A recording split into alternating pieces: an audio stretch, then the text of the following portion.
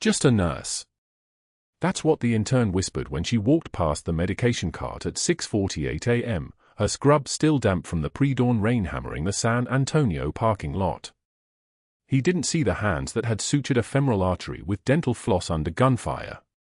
He didn't see the folded flag pressed against her ribs like a second heartbeat, the one from a soldier who didn't make it back from Kandahar. Sarah Chen moves through St. Michael's pediatric ward like someone who has already survived the worst thing that could happen, which means the small emergencies of civilian medicine don't rattle her anymore. But that was before Emma Rodriguez arrived with progressive hair loss that had baffled 5 different doctors over 8 months. And that was before Sarah understood that the child's real problem wasn't what anyone was looking for. The ward hums with morning routine. Ventilators wheeze their mechanical rhythm. Monitors beep in a chaotic orchestra that civilians never quite hear. A crash cart sits in Bay 3, ready for the emergencies that come without warning. Sarah knows this space like she knows the inside of a Black Hawk helicopter, every corner, every supply, every way out. She'd chosen this hospital specifically. Chosen this ward. Chosen this assignment that her commanding officers called essential to national security when everyone else called it a nursing job. Emma Rodriguez occupies the corner room on the 2nd floor. The girl lies on the hospital bed with the defeated posture of a child who has been poked, prodded, and failed by the medical system so many times that hope has become exhausting. Her hair loss is visible, not complete baldness, but significant patches along her scalp that make her 7-year-old face look much older. The remaining hair is brittle, almost colorless, like cornsilk left in the sun too long. Her mother sits in the visitor's chair with the rigid posture of someone who has driven 1,700 miles to a place that keeps saying they don't know what's wrong. Sarah enters the room at 7:03 a.m., the morning shift starting exactly on time. She doesn't announce herself with false cheerfulness or the exhausted sympathy that most nurses perfect by year 3. She simply appears, her movements efficient, her presence neither intrusive nor distant. Her badge reads Thest Chen, RN in letters small enough that no one asks questions. Good morning, Emma. I'm Sarah. How are your arms feeling today? She asks, already scanning the child's vitals display, her eyes moving across the numbers with the precision of someone reading intelligence reports. Oxygen saturation 97%. Heart rate 88. Blood pressure appropriate for age. All the normal markers that normal doctors had checked 100 times. But Sarah's eyes catch on what the normal markers don't show. Emma's fingernails. That's where the real story lives. The beds are discolored, not the white spots of trauma or the pale coloring of anemia, but a specific brittleness that curves downward slightly. Kolonichia. She's seen this pattern before, in a Helmand province medic who'd ingested heavy metals from contaminated water supplies. The girl also flinches when Sarah touches her arm to attach the blood pressure cuff. Not a pain flinch. Something else. A neurological response to unexpected contact. And the fatigue. Emma's eyes have the particular exhaustion of someone whose body is fighting something internal, something the standard pediatric workups don't test for. Has anyone checked for heavy metal toxicity? Sarah asks, her voice level matter-of-fact. She's not asking because she's concerned. She's asking because she already knows the answer is no. Emma's mother shifts forward in her chair. The doctors said it was stress. That Captain Rodriguez being deployed, the moving around, the uncertainty, they said her hair loss was alopecia areata. Stress-induced. They prescribed some topical treatments. 5 doctors. 5 different hospitals. All of them specialists. All of them with medical degrees on their walls and patient satisfaction scores in their favor. And none of them had looked at a child's nails and thought, toxicity. None of them had asked where the water came from. Where the apartment was located. What kind of plumbing ran through the military family housing that had been constructed in 2003 and not updated since. Sarah nods once, methodically taking Emma's temperature. The thermometer clicks back. 98.4 or normal. Everything about this child screams normal until you know how to read the code underneath. At 8:15 a.m., Sarah takes her break. The break room smells like burnt coffee and the specific loneliness of a space where people come to be alone. The fluorescent lights buzz overhead with the sound of a dentist's drill. She unlocks her locker and removes the photograph she keeps there. Captain Rodriguez in dress uniform, eyes that have seen too much. Behind the photograph, sealed in a plastic sleeve, is a folded flag. The flag that came to her in Kandahar. The flag from soldier designation Michael Torres, age 24, who had been patrolling the Sanjan Valley when the IED detonated. Who had asked her to hold the medic line while his blood pressure dropped from 110 to 80 to 60. Who had stopped asking her to hold it at all. She'd been the one to fold that flag. Her hands had done it 14 times before the ceremony, practicing the triangles until muscle memory took over because her mind refused to process that Torres wasn't coming home. The flag was contraband in civilian life. It was classified as a personal memento that would have no place in a hospital locker. But Sarah had kept it anyway, pressed against her ribs for 3 years, through 2 assignments and 4 different hospitals. It was her compass. It told her why she was here. It reminded her daily that the contaminated medical supplies showing up at St. Michael's Hospital weren't just paperwork failures. They were bodies. They were children like Emma Rodriguez who might spend 8 months losing their hair while 5 doctors scratched their heads and called it stress. The door to the break room opens at 8:19 a.m. Dr. Mercer enters with the posture of someone accustomed to the room rearranging itself around his presence. He's 63, with the kind of face that has aged backward through privilege, slicked back grey hair, cologne that probably costs more than Sarah's monthly rent, cufflinks that catch the fluorescent light like small promises of success. He's the chief of pediatrics at St. Michael's, which means he oversees 42 beds and a staff of 37 medical professionals. He's also the primary investigator for medical supply chain protocols, which means his signature appears on approximately 400 purchase orders per quarter. He glances at Sarah with the expression of someone noticing a mop bucket has moved 6 inches to the left. You're the new float on pediatrics. Sarah Chen. She doesn't extend her hand. She's learned that most doctors interpret physical gestures from nurses as either supplication or challenge, and she's not willing to give him either one. Right. I saw your notation on the Rodriguez file. His voice carries the specific dismissal of someone who has never had to consider that someone else might be right. Recommending additional workup for heavy metal toxicity. That's not really in the standard pediatric differential for alopecia areata. Did your nursing school cover that extensively, or did you pick it up somewhere else? The question isn't really a question. It's a framework for an answer that positions her as inadequate regardless of what she says.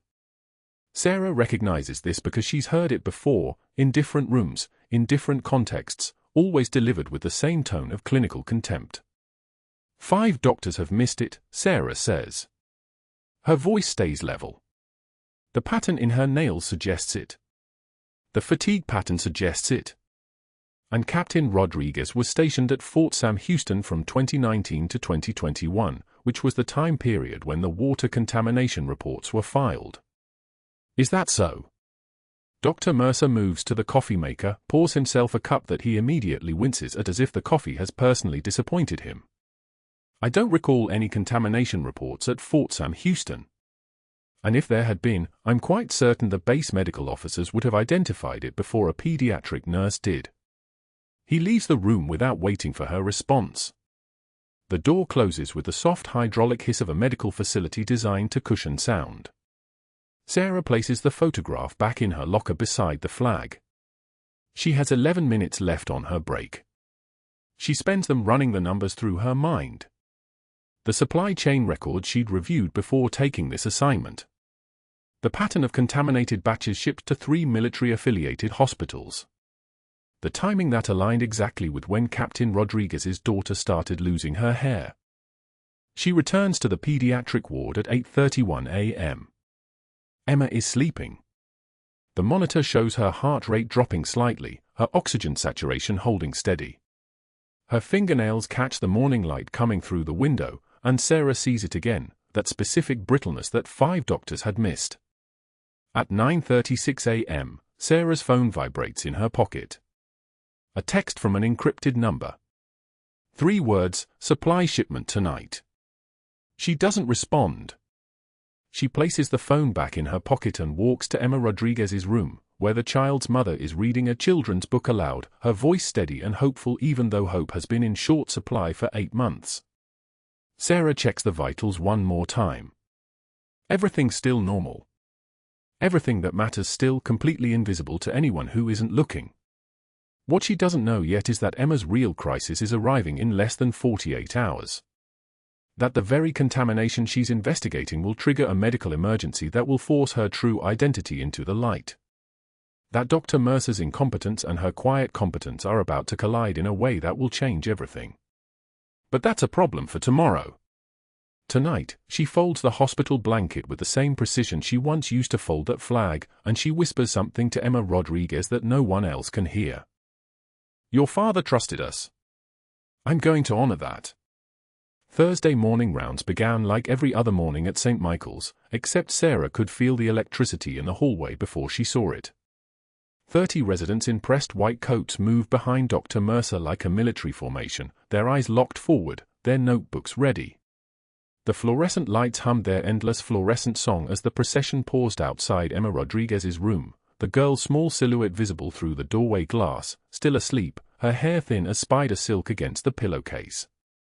Sarah stood at the nurse's station 3 doors down, updating vital signs in the chart, when she felt the weight of 30 gazes turned toward her. Mercer's voice cut through the morning quiet like a scalpel through silk. Nurse Chen, perhaps you'd like to share your diagnostic insights with our medical students.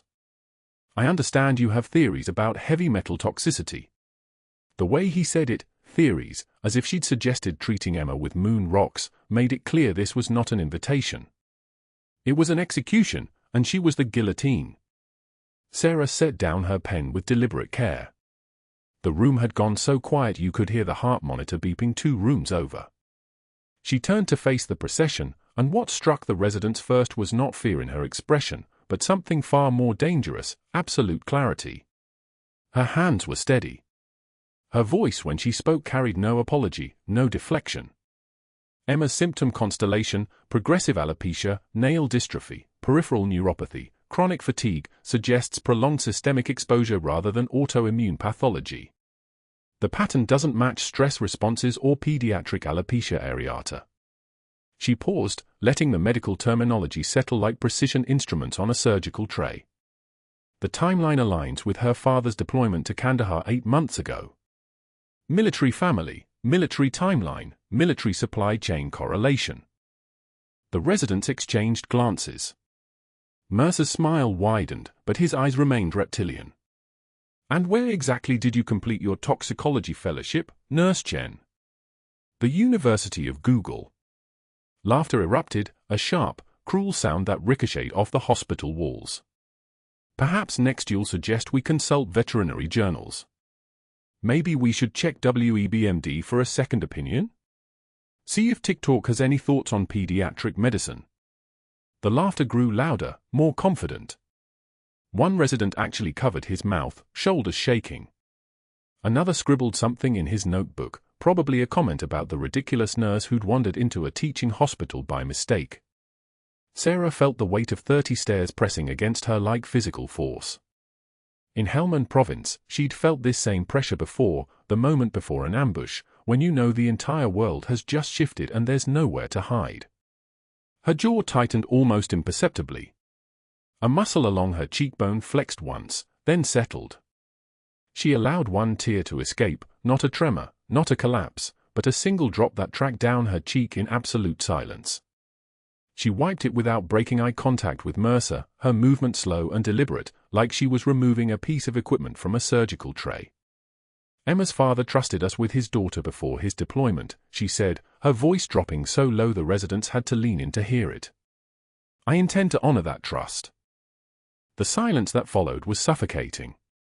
It pressed against the walls like a living thing. One resident actually took a step backward, as if he'd just watched someone transform into something he didn't have a name for. Mercer's smile died. His hand, which had been gesturing expansively, froze mid-motion. For 3 full seconds, the only sound was the ventilator in Emma's room, mechanical and unforgiving. Then Mercer turned and walked away without another word, the procession following like remora fish behind a shark. Sarah watched them disappear around the corner toward the stairs, her breathing steady, her composure intact. Her hands did not shake. Her voice did not crack. The tear had been calculated, a single visible moment of humanity that made her appear breakable while proving the opposite. She was the only person in the hallway who understood what had just happened. She had drawn a line, and she had made it clear which side of it Mercer was standing on. But that wasn't the worst part. Because Mercer was already on his phone before he reached the stairwell. By afternoon, the hospital had shifted into a different atmosphere, subtle at first, like the air pressure change before a storm. Sarah moved through her rounds with mechanical precision, checking Emma's vitals, updating charts, keeping her movement small and her presence invisible.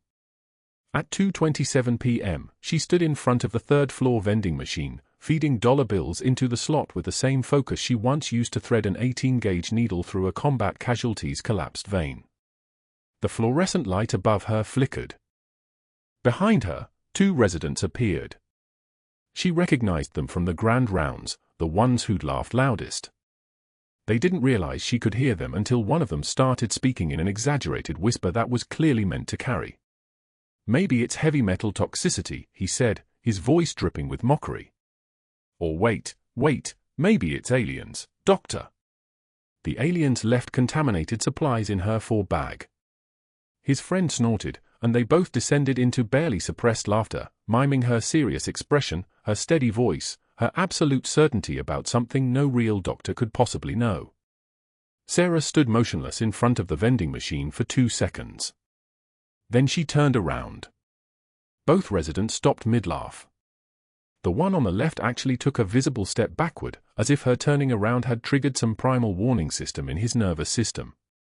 There was no anger in her expression. Anger would have been easier to dismiss. What they saw instead was something closer to profound disappointment, the kind of look a parent gives a child who has done something beneath their capability. "You're going to be fine, physicians," she said quietly, and the words landed with unexpected weight. "That's what's concerning." She turned back to the vending machine and retrieved her diet soda, the can hissing open with a sharp mechanical breath. The residents melted away without another word, their laughter dead on the tile floor. Sarah didn't watch them go. She didn't need to. She'd learned long ago that the most devastating weapon was not a raised voice, but absolute composure in the face of cruelty. It suggested you'd seen worse. It suggested you could survive anything. The next voice she heard was Mercer's, and it came from directly behind her at the nurse's station approximately 45 minutes later. By then Sarah had returned to charting, her entries precise and methodical. EMR documentation didn't lie. It created a permanent record. Sarah understood records better than most. She'd been creating 2 versions of them since she arrived at St. Michael's, the official hospital records and the classified briefings she sent to her Pentagon handler every 72 hours. "Let me be crystal clear, Internet nurse," Mercer said, his voice dropping to a register that somehow carried more menace than shouting. 30 residents had been impressed by his verbal eloquence during grand rounds. But this was different. This was a man protecting something. "You stay in your lane. Vitals. Bedpans. Following orders. You perform your assigned duties and nothing else." He paused, letting the threat breathe. "Or security will escort you out of this hospital by your scrubs. We don't need Florence Nightingale playing detective. We don't need internet warriors making suggestions about patients you're not qualified to assess. Do you understand me?" Sarah continued charting. She didn't look up. She didn't pause. Her pen moved across the screen with the same steady pressure she'd used stitching a field thoracotomy with a combat knife, the kind of procedure you learned in a tent in Kandahar, not in any civilian nursing school. "Understood, Dr. Mercer," she said quietly. Professional. Deferential. Exactly what he expected from someone who'd just been verbally dismantled in front of an entire medical team. He nodded, satisfied by her submission, already reaching for his phone. Sarah heard him dialing as he walked toward his office, his voice rising just enough to carry back down the hallway. Yes, this is Dr. Mercer from St. Michael's. I need to speak with our hospital board president. We have a liability issue in pediatrics that's escalating. Sarah didn't move. She didn't react. Her hands continued their precise movements across the keyboard. Emma's heavy metal screening had been cancelled. She'd seen the deletion in the EMR system 15 minutes ago, Mercer's override credentials making the order disappear like it had never existed. But what Mercer didn't understand was that some kinds of information couldn't be deleted. Some patterns, once seen, couldn't be unseen. And some threats, once identified, couldn't be ignored. She pulled up the supply lot numbers from Emma's chart. She cross-referenced them with the classified briefings on her encrypted phone, the ones that documented pediatric cases at military-affiliated hospitals over the past 6 months. 3 children with unexplained symptoms. 3 children from military families. 3 completely different diagnoses. 1 single contractor supplying 4 solutions to all 3 facilities. Her hands, steady as a laser, photographed each document with her encrypted phone. The images transferred to her Pentagon handler in real time, encrypted across layers of security that no civilian hospital IT system would even notice. Then she deleted the evidence of the transfer from her phone's local storage. The fluorescent lights hummed their endless song. The heart monitors beat their mechanical rhythm. Somewhere down the hallway, a child cried. And Sarah Chen, captain in the Army Rangers, sat in her scrubs at a civilian nurse's station, looking like exactly what Mercer believed her to be, a nurse who'd overstepped and had just been corrected. What he didn't understand was that some of the most dangerous warriors wear stethoscopes, not insignia. And sometimes, the quietest person in the hospital is the one holding everything together, even when the entire institution is trying to tear her down. 2 in the morning. Sarah's eyes move across Emma's chart like a combat pilot reading instrument data, precise, methodical, the kind of attention that misses nothing. The pediatric floor sleeps in that hollow way hospitals sleep, fluorescent strips casting everything in a dead electric glow. She sits at the charting station, a cold coffee growing a skin beside her. Emma's lab results from this afternoon spread across the screen. Potassium 3.2. Chloride 94. Magnesium 1.8. The numbers tell a story that makes her chest tighten with recognition. She'd seen these exact patterns before. Kandahar.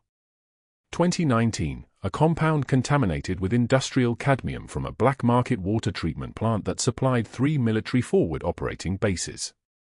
7 soldiers presented with progressive weakness, hair loss, nail brittleness. By the time the contamination was identified, 2 were already gone. The electrolyte crashes had looked exactly like this, chaotic, cascading, the body's minerals draining like water through a sieve. She remembers the smell of the field hospital, antiseptic fighting to cover something else underneath. She remembers Sergeant Dale holding her hand, his fingernails already turning a shade that had no name in any medical textbook.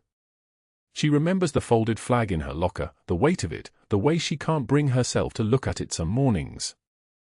Emma's fingernails in the afternoon light showed that same discoloration. Not quite blue. Not quite grey. A shade that exists in the space between. Sarah pulls up the full log.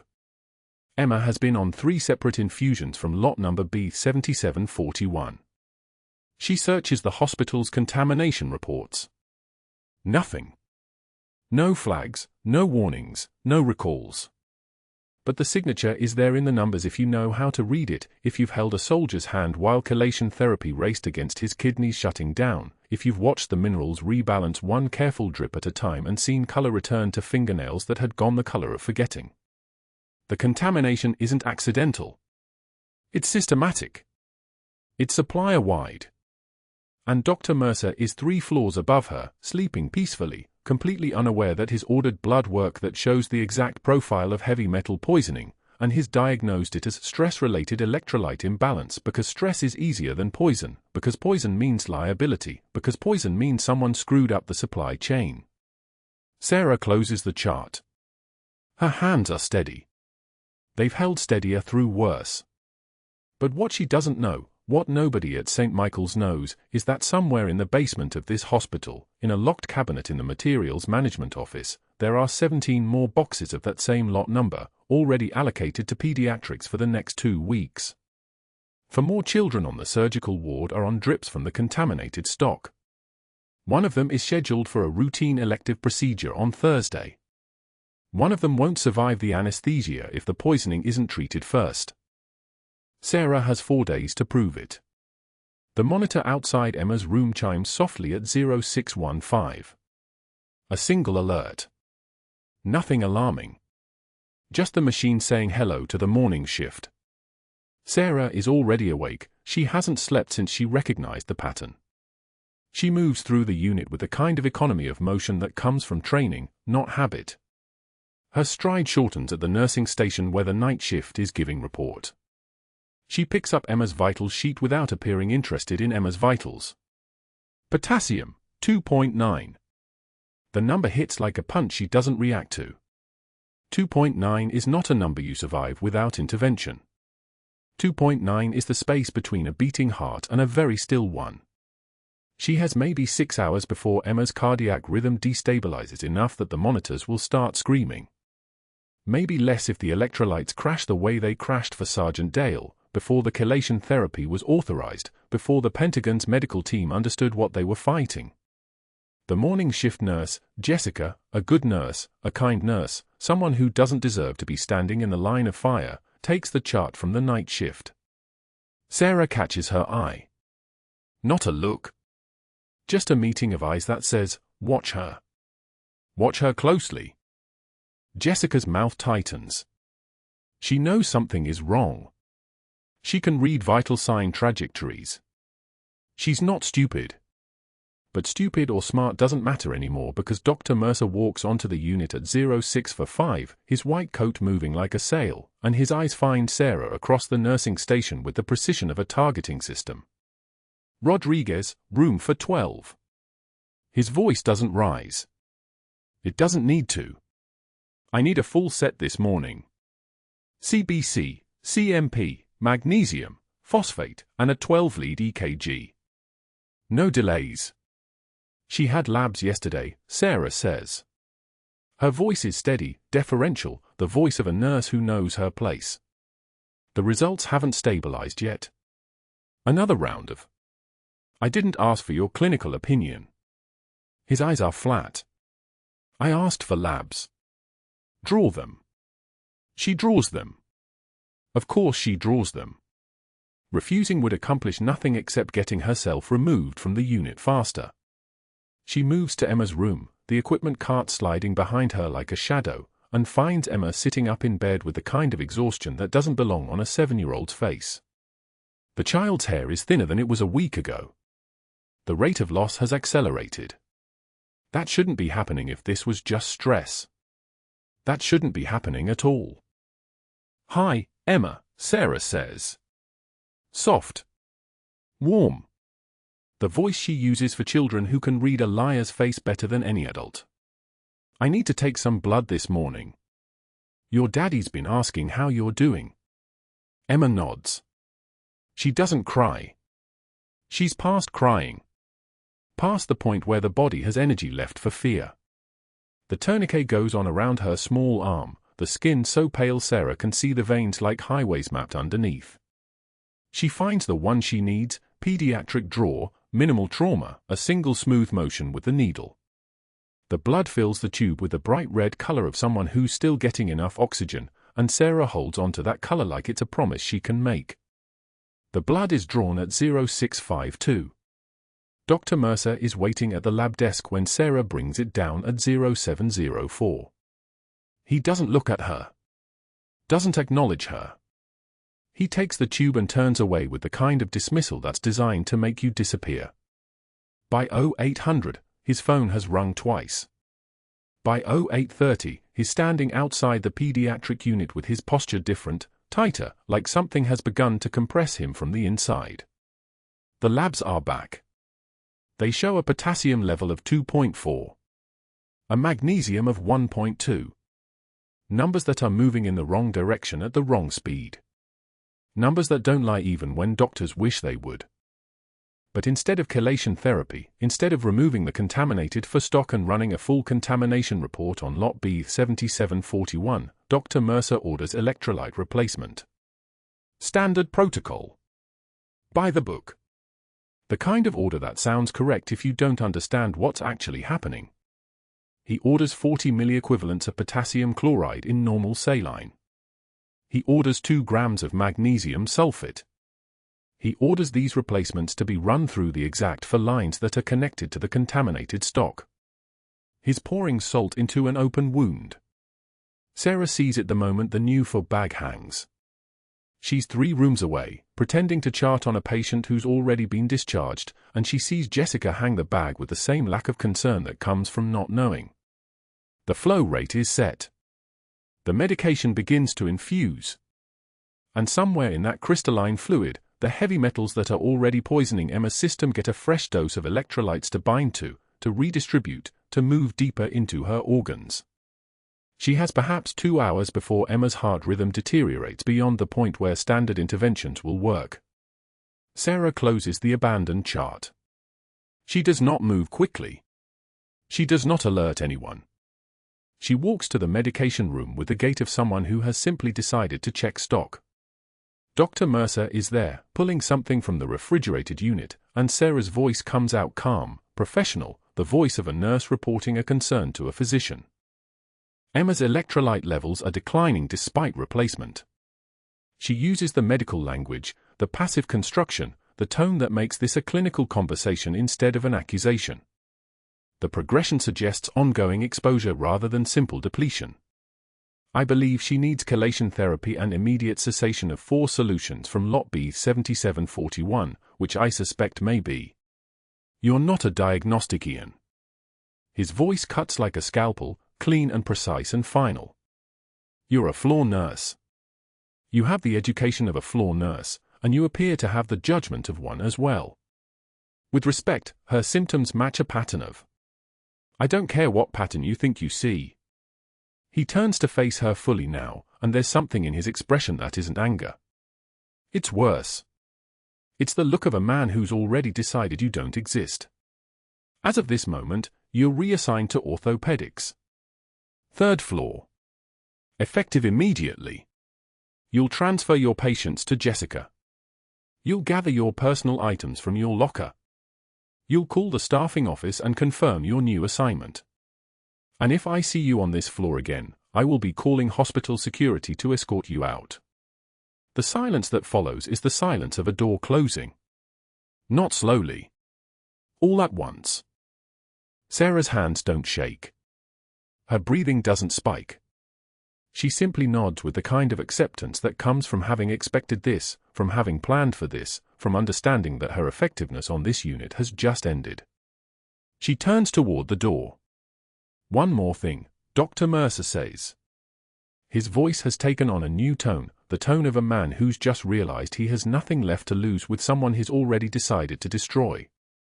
I'm calling Dr. Patricia Okonkwo at the State Nursing Board this afternoon. I'm requesting an expedited credential review for you. Practicing beyond your scope of practice. Making unsupported clinical recommendations. Practicing medicine without a license. He smiles. It's not a warm expression. I'm also bringing in an independent investigator to audit every patient you've touched in the last 6 months. Should be interesting. Sarah meets his eyes. Not defiant. Just present. Just there. And she sees something in that moment that tells her he's afraid, not of her, but of what her suggestion might mean if anyone in administration takes it seriously. The fear of a man who understands that hospital contamination is a regulatory nightmare, that it triggers federal investigations, that it ends careers in ways that have nothing to do with justice and everything to do with liability. She leaves the medication room. She does not cry. She does not argue. She walks to orthopedics on the 3rd floor and checks in with the charge nurse like she's supposed to be there. She works the next 4 hours charting patient histories, responding to call lights, moving through the motions of a job she no longer has the authority to do anything meaningful in. Around 14:30, Emma's monitor in pediatrics triggers a code blue alarm that echoes through the hospital's communication system like a gunshot. Sarah doesn't move. She continues charting. Jessica is code team leader on Emma's code. The resuscitation will begin in exactly 90 seconds. Standard protocol will commence. And without chelation therapy, without stopping the contaminated infusions, without understanding the actual mechanism of Emma's deterioration, the code team will spend the next 10 minutes pushing medications into a system that can't process them, that's already overloaded with the very toxins they're trying to replace. She sits very still at the orthopedic nursing station, her hands folded on the keyboard, and she listens to the rhythm of a hospital trying to save a child it doesn't understand it's poisoning. The code runs for 12 minutes. Then someone, probably Jessica, who's sharper than most, calls it. Time of death would be listed as 14:44 if Emma actually dies, but Sarah knows the real time of death was somewhere around 0800 this morning, when Dr. Mercer ordered electrolyte replacement into contaminated lines, and nobody was willing to listen to a floor nurse who'd seen it before. But Emma doesn't die. The code reverses at minute 9. A rhythm returns. The team palliates Emma into the ICU with a transport team that doesn't know what they're actually moving, and Sarah's phone buzzes with a message from a number she hasn't heard from in 3 years.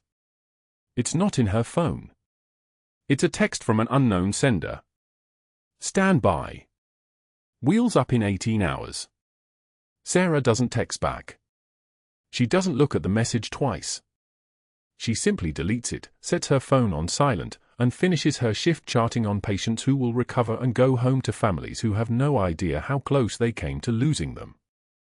At 1900, she returns to the pediatric floor to retrieve her personal items as ordered. Her locker is small. A photograph of her mother in civilian clothes, a change of scrubs, her name badge, and the folded flag from a soldier named Dale who didn't make it out of Kandahar alive, who went home in a ceremony that Sarah wasn't allowed to attend because the cover is always more important than the grief. She runs her fingers along the creases of the flag. 5 points, 3 points, 5 points, the geometry of respect. She's folded and refolded it 1,000 times in 1,000 sleepless nights, and tonight it goes into a personal items bag that will be carried out of this hospital by security within the hour. That's when she sees the text on her work phone from Dr. Mercer, forwarded to hospital administration and the state nursing board, requesting immediate credential suspension pending investigation into unsafe patient care practices. She turns in her badge at the security desk at 19:45. The guard, Marcus, who's always been kind, won't meet her eyes. By 2100, her hospital system access has been disabled. By 21:45, she's standing in the parking lot of St. Michael's in San Antonio, her personal items bag in one hand and her phone in the other, watching the lit windows 3 floors up where Emma Rodriguez is fighting for her life in the intensive care unit, surrounded by every machine medicine can provide except the one thing she actually needs. The rain starts without warning. Not slowly. All at once, the way Texas rain arrives like an indictment. Sarah stands in it for exactly 3 minutes, her scrubs darkening with water, her hair beginning to stick to her face, and she thinks about the last time she folded a flag in ceremony, about Sergeant Dale's mother crying, about the weight of things no one else can carry. The rain stops as suddenly as it started. Sarah stands dripping in the parking lot, her scrubs clinging to her like a second skin, and her phone vibrates once against her ribs. Encrypted message. She doesn't look at it until she's back inside, until the fluorescent lights have dried the water from her hair and the hospital air has reclaimed her lungs. The lot numbers don't lie. Pediatric ICU delivery manifest, timestamp 1847 hours, 8 hours before Emma seized. The same supplier. The same batch codes that match the contamination profile her unit flagged 3 weeks ago in a classified memo she should never have memorized. 2 other military children. Both at bases supplied through St. Michael's contractors. Both with symptoms the civilian doctors called stress-related, genetic, psychological. Both dead within 90 days. Her hand hovers over the phone. Protocol says report to her handler, maintain cover, let the investigation chain grind through Pentagon channels where it belongs. Protocol says the supply chain exposure is bigger than one child, and burning her position now means losing the thread that connects to whoever signed off on those lot numbers, whoever knew contaminated equipment was shipping into a pediatric ward and did nothing. Protocol says a lot of things. Sarah stopped listening to the moment Emma Rodriguez's fingernails turned blue. She deletes the message. The phone feels heavier after. The night shift starts at 1900 hours. Sarah clocks in at 1847, moving through the hospital with the economical efficiency of someone who has already decided. The pediatric ICU thrums with the ambient sound of mechanical ventilation, the soft beep of monitors, the whisper of nurses speaking in the carefully modulated tones of people protecting the sleeping. Emma's room is the third on the left. The door slides open without resistance. The child lies in the darkness of minimal stimulation. Protocol, her small frame barely raising the blanket, her mother asleep in the reclined chair beside her, one hand still touching Emma's hair. Sarah's jaw tightens. She checks the 4-line, contaminated saline, just like the manifest said. She has for minutes before shift change, before the night nurse arrives, before her window closes. For minutes to choose between the soldier and the nurse. Between the mission and the child. Between the woman who follows orders and the woman who, 18 months ago, held a Marine who'd taken shrapnel meant for her and promised him she'd make it count. She makes the choice without making it. Her hands move. Her hands know what to do because her hands have threaded full lines in the dark while mortars fell, have calculated drug dosages on blood-soaked armor plates, have performed a field thoracotomy with a combat knife because the patient's lung was collapsing and the medevac was 7 minutes out. This is simpler. This is just chemistry and precision and the kind of math that doesn't require a Pentagon clearance, only muscle memory and the willingness to burn everything. She removes the contaminated line with the care of diffusing ordnance. She establishes access using the subclavian approach, a technique taught only in military medical courses, her needle finding the vessel with the terrifying fluid precision of someone who has done this on corpses in the dark. 1 milliliter per kilogram of EDTA, chelation agent, her mind calculating Emma's weight at 32 kilograms, her hands moving on their own, the drip rate exact, the infusion steady. The monitors shift. Oxygen saturation climbs from the dangerous gray zone where Caesars live. The blue-gray pallor fades from Emma's fingernails. Sinus rhythm returns like the child is waking from a nightmare. 3 minutes and 42 seconds. Sarah's hands are steady. Her breathing hasn't changed. She could have done this in the field with a .50 caliber round singing overhead, and she does it here in the fluorescent silence with the same detachment, the same absolute focus. When she steps back from the bed, Emma's vitals are climbing. Blood pressure stabilizing. Heart rate dropping toward normal range. The child's mother stirs, opens her eyes, sees the monitor readings and grabs Sarah's arm. "What did you do? What happened?" Sarah's voice comes out low and level. "She's going to be fine." She doesn't add the rest, that the standard electrolyte protocol would have killed her, that Dr. Mercer's orders would have been a death sentence delivered with all the institutional authority of medicine wearing a white coat and a credential on the wall. The code team arrives at 4 minutes and 11 seconds, summoned by the change in alarm pattern, and what they find is not a crisis but a recovery. No flat line. No active arrest. A pediatric patient whose vitals are stabilizing, whose oxygen is climbing, whose color is returning to something that resembles a living child. They look at Sarah standing beside the bed, then at the 4-line, then at each other with the confusion of people who expected catastrophe and found competence instead. The team leader, a resident Sarah has seen twice in the hallways, speaks first. "What interventions?" Sarah meets his eyes. "Chelation protocol. Heavy metal exposure." The room goes very quiet. The resident's face shifts. Not the kind of shift that happens when a nurse follows orders. The kind that happens when someone does something that requires knowledge they shouldn't have. The monitor beside Emma reads like a redemption. 112 for oxygen saturation. 68 for heart rate. Blood pressure 104 over 68. Normal numbers for a 7-year-old girl who should have been dead. The code team stands in the doorway, and Sarah can see them piecing it together, the precision of the intervention, the immediacy of the result, the way no alarm had sounded, the way the child was conscious but calm, stabilized but still breathing on her own. One of the residents mutters something under his breath. It might be gratitude. It might be suspicion. In 3 seconds, it will no longer matter which. Dr. Mercer stands in the hallway outside Emma's room, watching the monitor feed on the clinical station screen. Sarah doesn't know he's there until she exits, until his voice hits her from behind like a physical force. You just ended your career. He's not yelling. That's what makes it dangerous.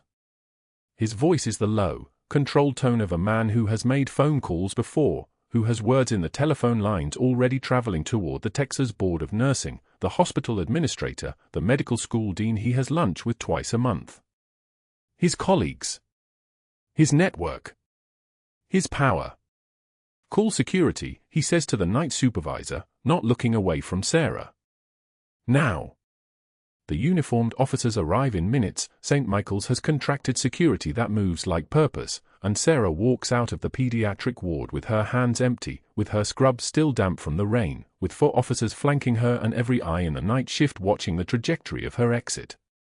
Emma's mother appears in the doorway, frantic. Wait, please, she saved my daughter, she saved Emma, but Mercer's hand is on the woman's shoulder, and his voice is already rewriting the narrative. Dr. Mercer ordered the protocol change. This nurse acted without authorization, potentially endangering the patient with an unknown substance. The lie sits in the air like smoke.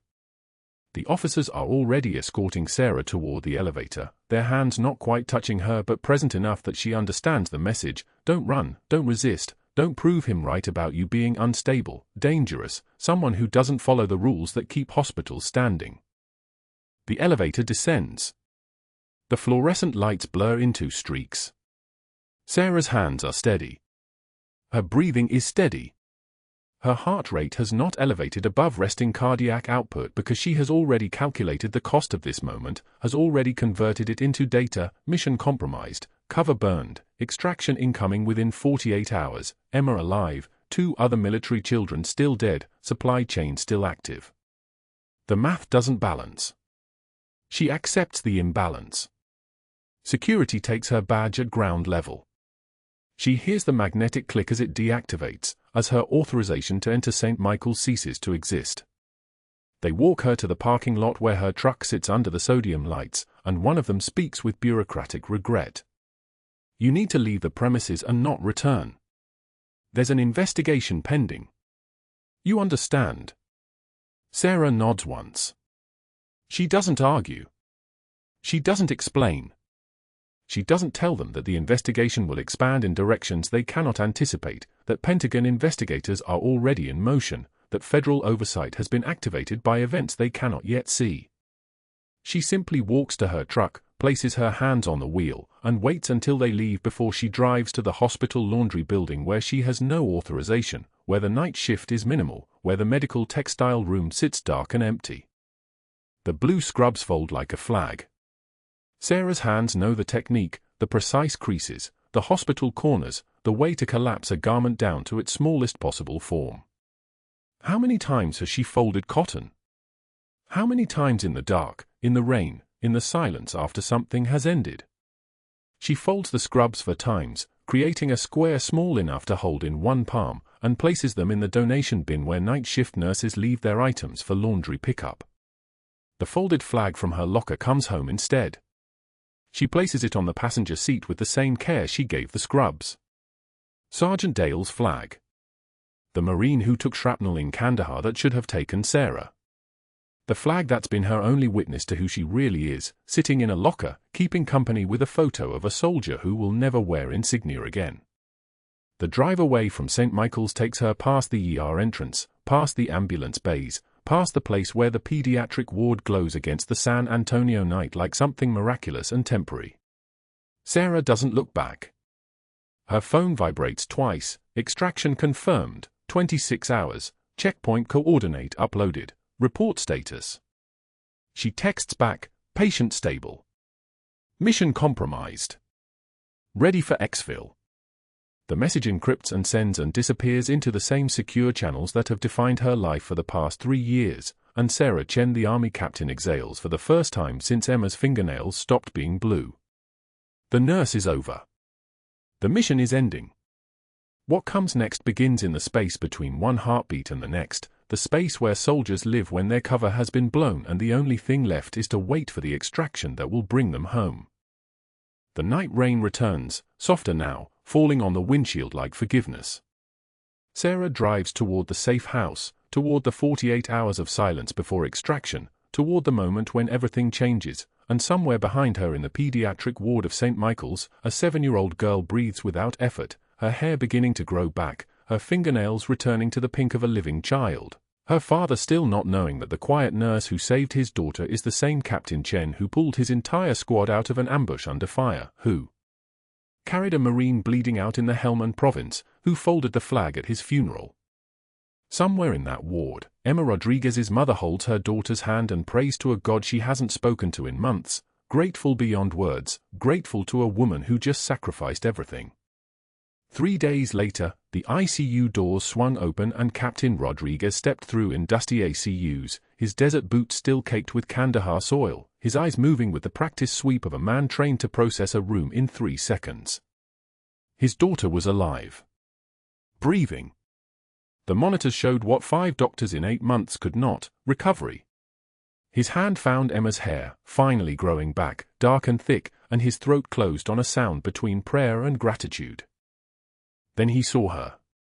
The nurse in scrubs, being escorted out by 2 security officers, her badge already removed, her hands empty. Sarah Chen didn't look back. She wouldn't give them the satisfaction. Her composure was absolute, her stride measured, but Rodriguez's eyes caught something the security officers missed, the tremor in her jaw. Not fear. Restraint. His body moved before his mind caught up. Wait. Not a request. A command that stopped everyone, because his voice still carried the authority of a man who'd led soldiers through fire.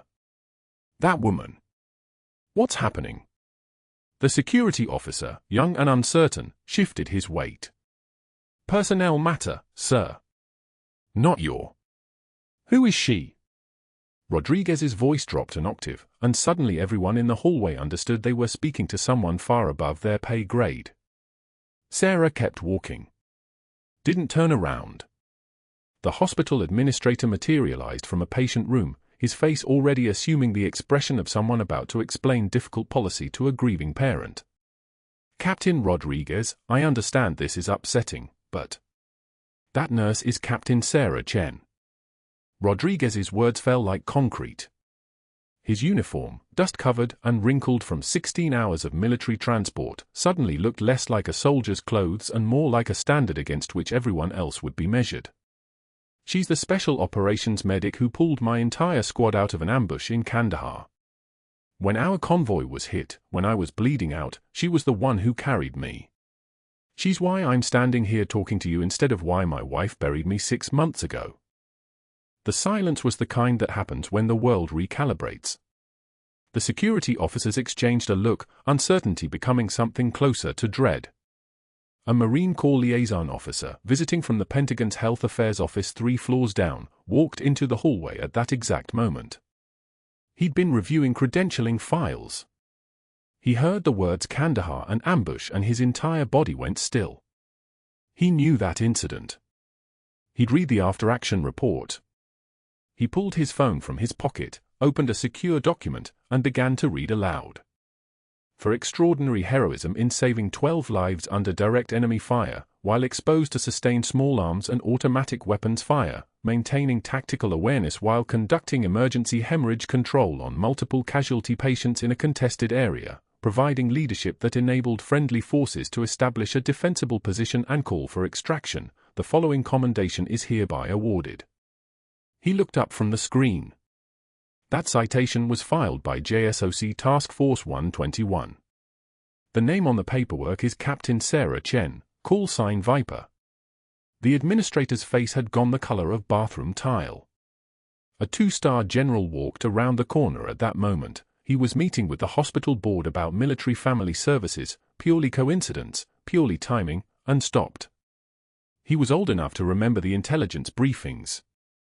He was looking at the silver star on Chen's record. The combat medical badge.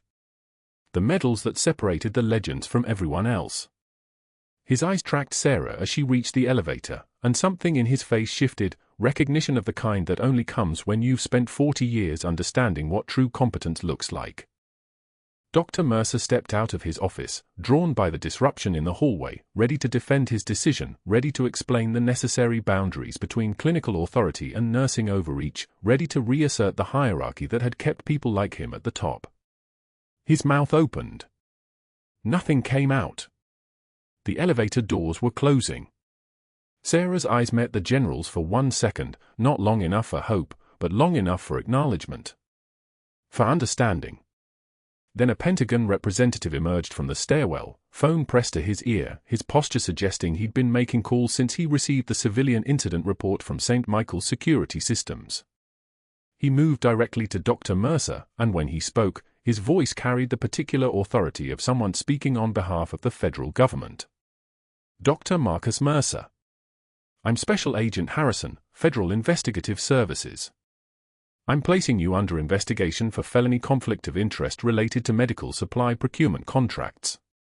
You've been receiving consulting fees, $47,000 over 18 months, from Cascade Medical Dynamics, the company that supplied the contaminated materials used in this facility.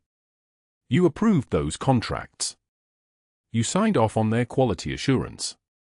And when a trained investigator, a captain in the Army Reserve, suggested toxicity testing on a patient, you attempted to discredit her professional credentials and facilitate her removal from this hospital. He paused, letting the weight of every word settle into Mercer's bones. The investigator you tried to destroy just saved your daughter's life. Emma Rodriguez was 7 years old, sleeping peacefully in the pediatric ward, unaware that her survival had just toppled an entire institutional ecosystem. Mercer's hands had gone numb. Your hospital privileges are suspended pending investigation. Your medical licenses are under emergency review in Texas and 3 other states.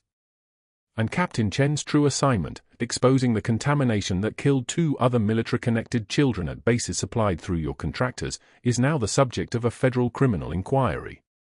The next voice everyone heard came from Dr. Patricia Okonkwo, Chief of Medicine at Johns Hopkins Medical Center, Mercer's mentor from medical school, the woman who'd written his recommendation letters 30 years ago.